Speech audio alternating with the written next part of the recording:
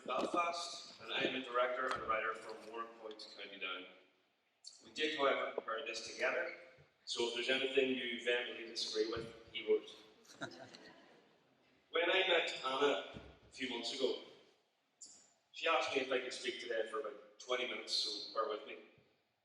It's about our new play, about Michael and I's process and our perspective on borders, how we might reframe them through asking what if. I do my best to stay within the borders of that brief. Michael and I are delighted that Fishamble, the new play company, chose our play, The Alternative, as the winner of their A Play for Ireland initiative. The play will premiere in the Dublin Theatre Festival as part of its nationwide tour in association with the Everyman, Pavilion, Lime Tree and Beltane, Galway Town Theatre, the Draocht and the Lyric Theatre Belfast in September and October. To give you some context, I'll tell you a bit about Fishamble's process in creating the scheme.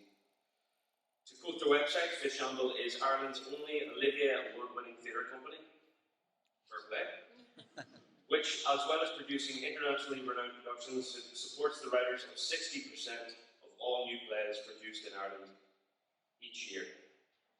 It wants to encourage people all over Ireland to express themselves through theatre, to engage the public in making plays, and create work for audiences throughout Ireland, north and south. In 2011, Fishamble ran Tiny Plays for Ireland, playing to sell-out runs across the country. And in 2018, as part of its 30th year, Fishamble embarked upon a search for a play for Ireland.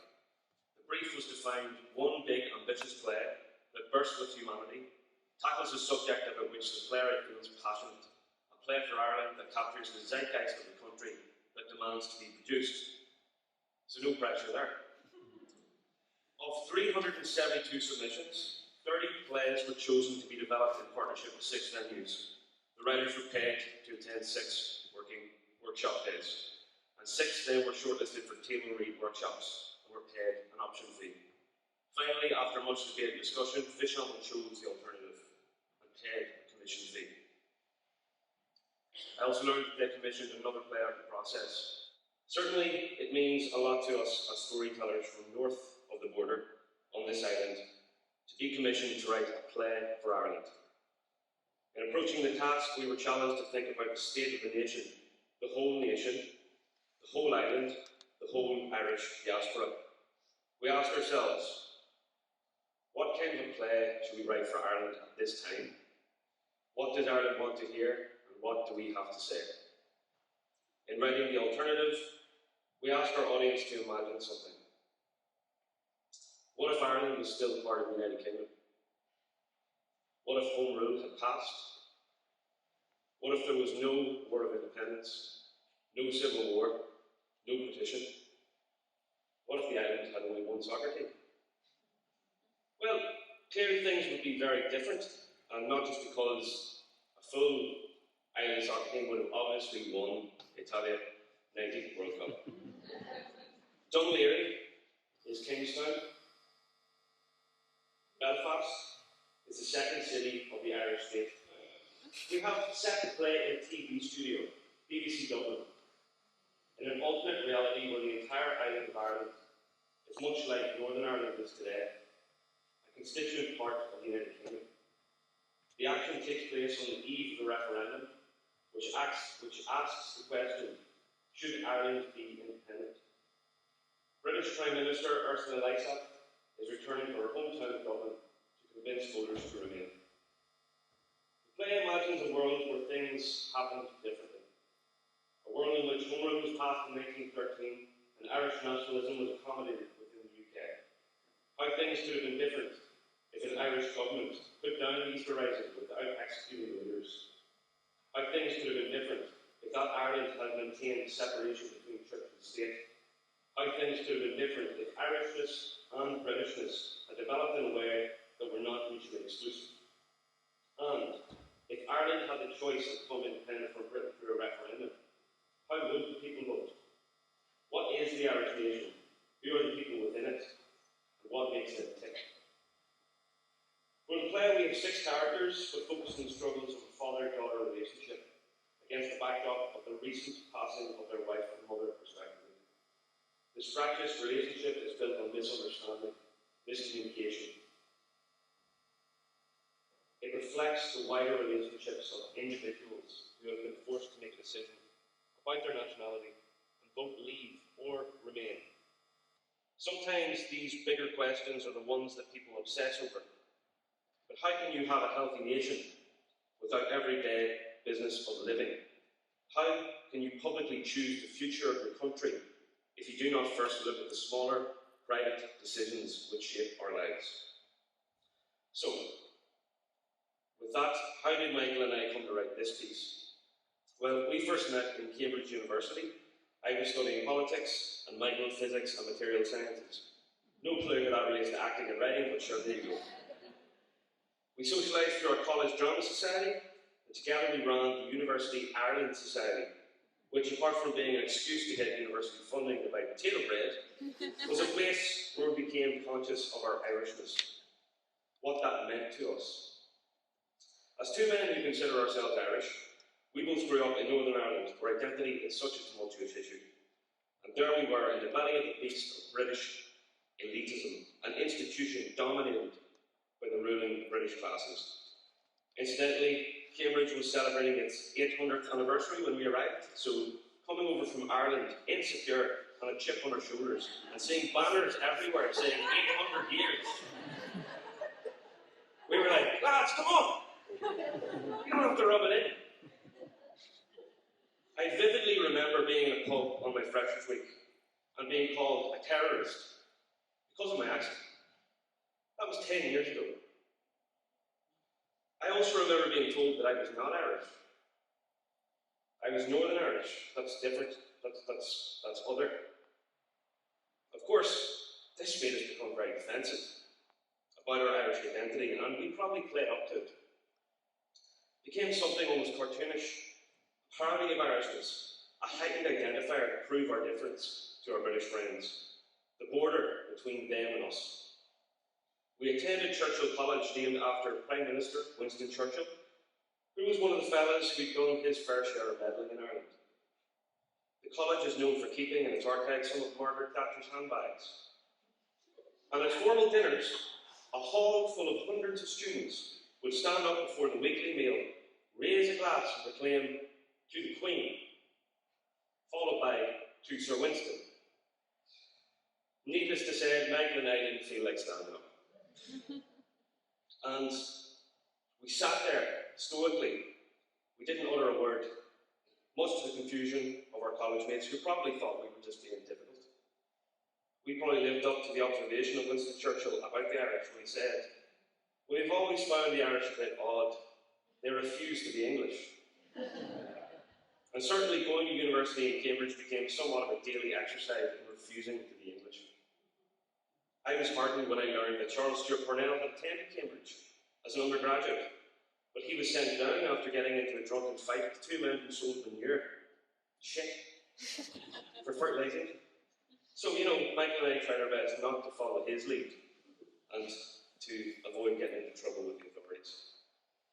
We were jesters, intelligent fools in the mode of Father Ted and Dylan Moore.